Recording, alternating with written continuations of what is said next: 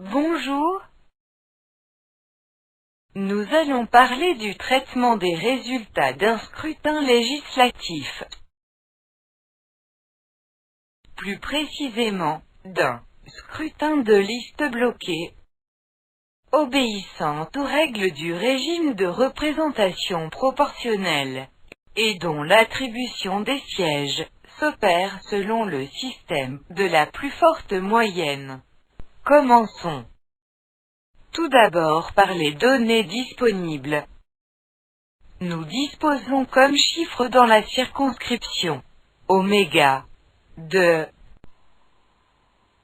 inscrits 92 500, votants 73 800, bulletins blancs et nuls 1800. Nombre de sièges à pourvoir 4. Ont obtenu liste A 26 000 voix, liste B 16 600, liste C 14 400, liste D 10 000, liste E 5 000. Voilà donc les données essentielles qui vont nous permettre de gravir les différentes étapes d'attribution des sièges à chacune des listes en fonction de leur score respectif. Alors, voyons. En première étape, nous allons procéder à la détermination des suffrages exprimés. Règle de calcul. Suffrage exprimé égale à votant moins bulletins blancs et nuls. En termes chiffrés, nous avons 73 800 moins 1800, ce qui donne 72 000.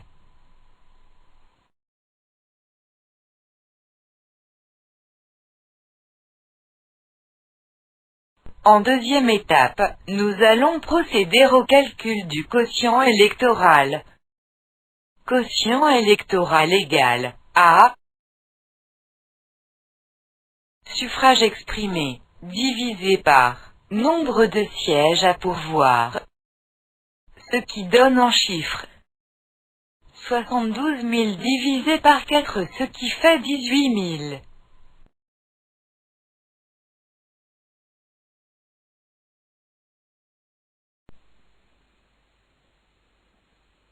En troisième étape, nous allons déterminer le siège de quotient obtenu par chaque liste.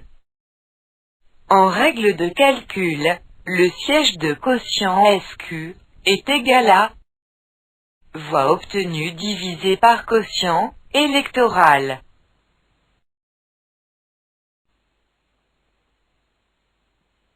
L'opération peut alors prendre fin déjà à cette étape lorsque ce rapport a permis d'attribuer la totalité des sièges à pourvoir. Dans le cas contraire, il importe de répartir les sièges non pourvus, c'est-à-dire les sièges de forte moyenne. Notons déjà que le calcul de sièges de moyenne restant SM, R, obtenu par chaque liste s'obtient à partir du rapport entre le nombre de voix obtenues par chaque liste et le nombre de sièges de cette liste augmenté d'une unité de siège fictif SF.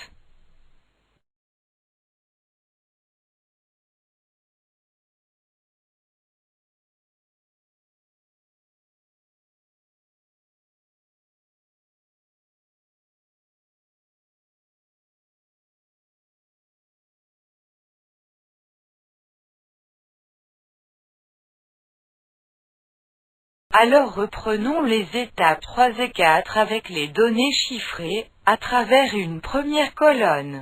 Déterminons d'abord les sièges de quotient des listes en lice. Attention aux chiffres. Pour la liste A, nous avons 26 000 divisé par 18 000. Nous obtenons 1,444. Pour la liste B, nous avons 16 600 divisé par 18 000, ce qui donne 0,922. Idem pour les autres listes. Voix obtenues, divisé par quotient électoral. Liste C, 0,8. Liste D, égale à 0,555.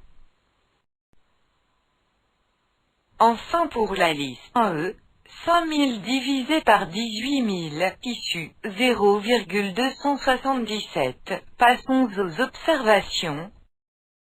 Ici, seule la liste A obtient un résultat supérieur à 1, ce qui lui donne droit à un siège de quotient. Par contre les autres listes sont à 0 siège comme nous le précisent les indicateurs fléchés. Ainsi donc, un seul siège sur les 4 a été attribué à la liste A. Il nous reste donc 3 sièges à attribuer, selon la méthode classique des plus fortes moyennes. Nous disions déjà que le calcul de sièges de moyenne restant S, M, R, obtenu par chaque liste s'obtient à partir du rapport entre le nombre de voix obtenues par chaque liste et le nombre de sièges de la liste, augmenté d'une unité de siège fictif S, F. Notons que l'unité de siège fictif sert à simuler le fait qu'on attribuerait le premier siège restant à la liste en question.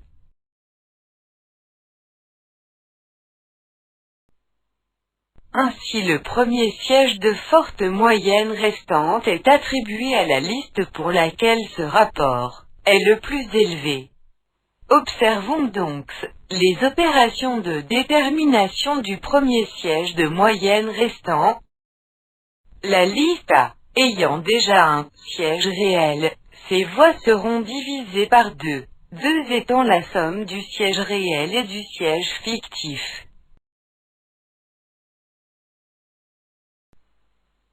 Les autres listes n'ayant aucun siège réel, leur score respectif sera divisé par 1, c'est-à-dire le siège fictif.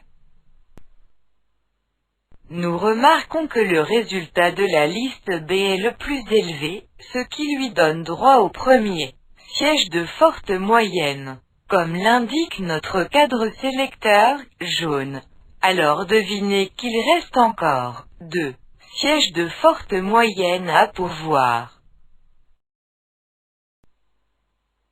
Enchaînons avec une nouvelle colonne. Ceci pour les opérations de détermination du deuxième siège de forte moyenne. Alors, répétons les opérations en tenant compte des sièges réels, c'est-à-dire des sièges déjà obtenus par chacune des listes, et voilà.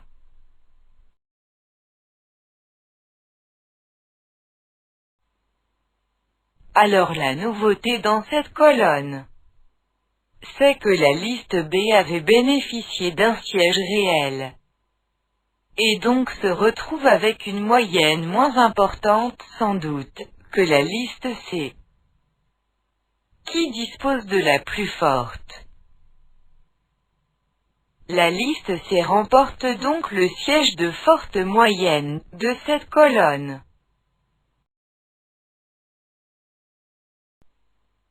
Enfin, dernière colonne, et dernier siège à attribuer, après calcul bien sûr. On remarque que la liste A revient en tête des plus fortes moyennes, et s'accapare du dernier siège à pourvoir.